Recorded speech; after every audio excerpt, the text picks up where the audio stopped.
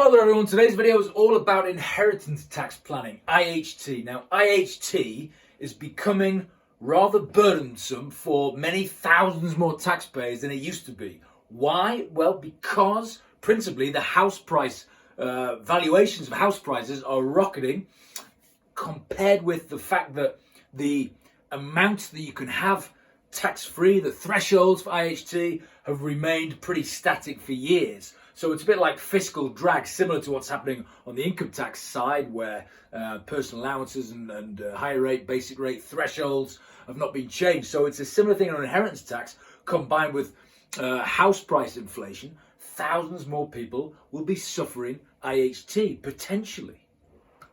Indeed, the tax take in the UK has gone, I think it's up to close to 10 billion now for IHT. It used to be about half of that only a few years ago. So IHT, I don't think it's going anywhere. The government aren't just going to suddenly get rid of it, even though it would be quite a conservative thing to do for the Tory party, but I can't see it happening anytime soon because, like I said, it's bringing in more than it ever did. So what can we do about it? So here's a plan.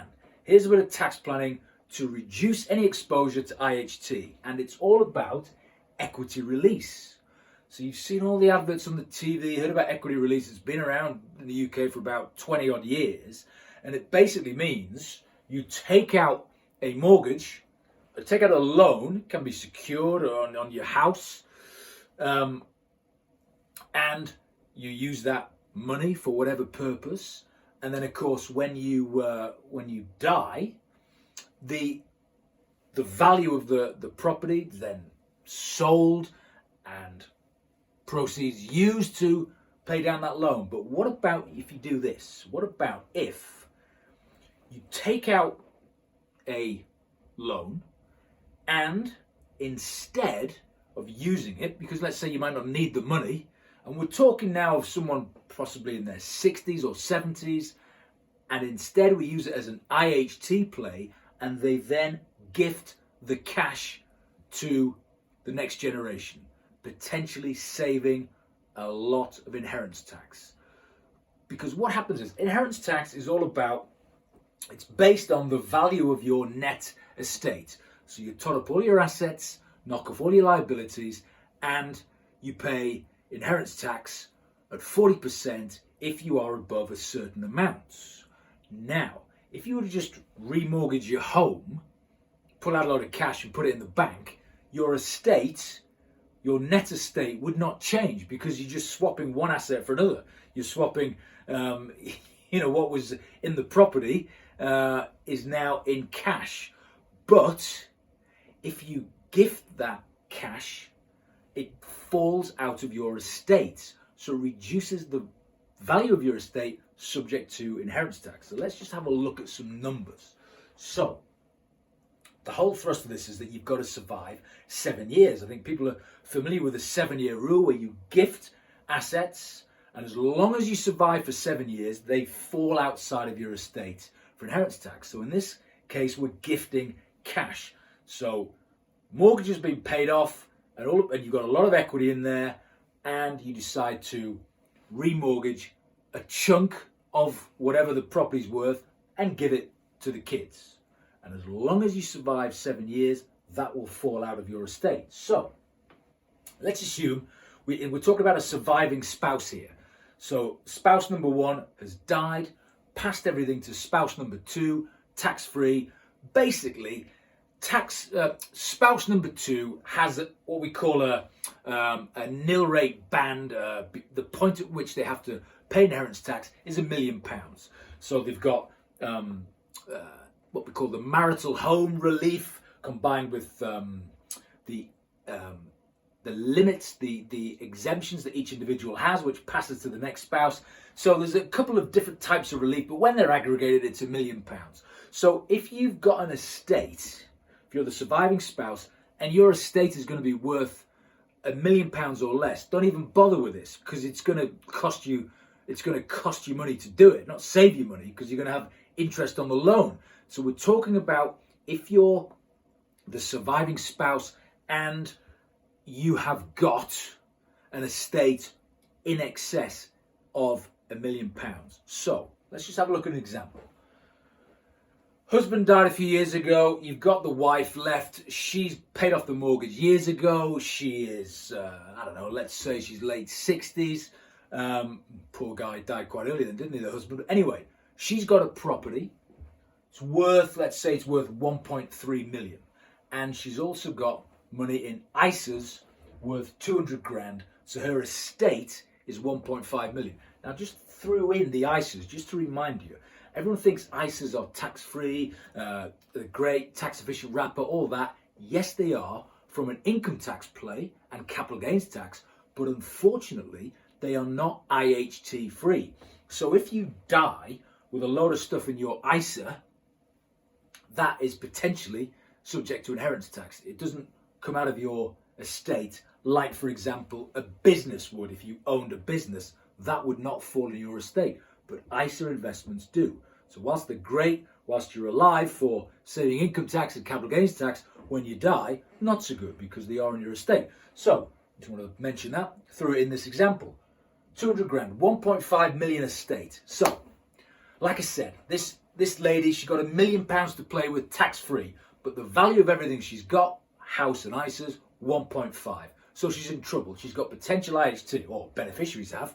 She'd be long gone, but the beneficiaries have got to stump up 200 grand when she dies, being 40% on the excess of her estate over that 1 million.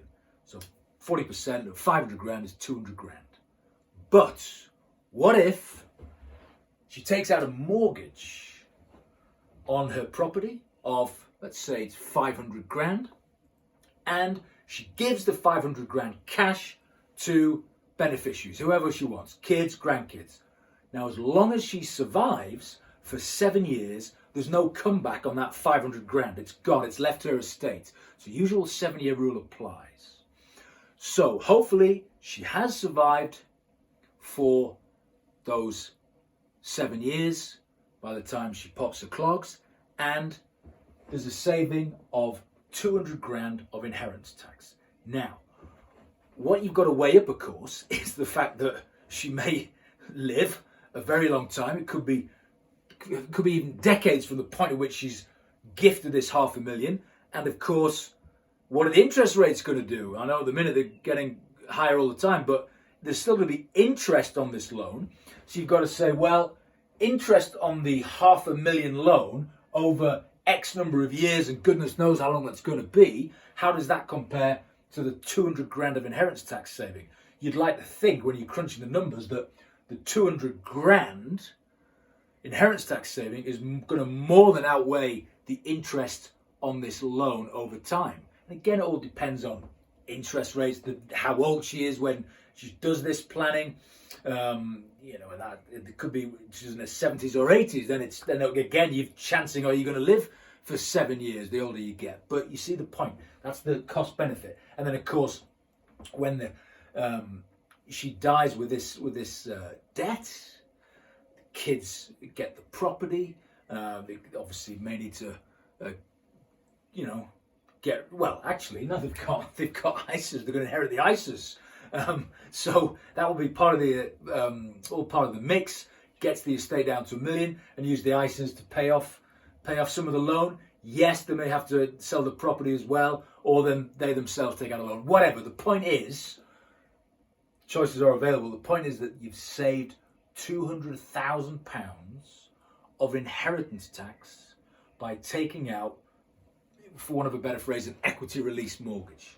So worth considering if you are of a certain age and you have got assets such as a property that is worth in excess, and we're talking hundreds of thousands of pounds, in excess of £1 million, then consider doing this to avoid paying inheritance tax. Basically, you would sort of, it's like reverse engineering. You kind of say, well, how much are we going to take out to get that estate down to $1 million? But of course, still with property prices going up, it's more of an art than a science, because in this case, that property could keep going up and up in value, so that by the time this lady is deceased, it's worth $2 million. But the point is, you know for certainty how much IHT you are saving at the point of doing this. That is fixed.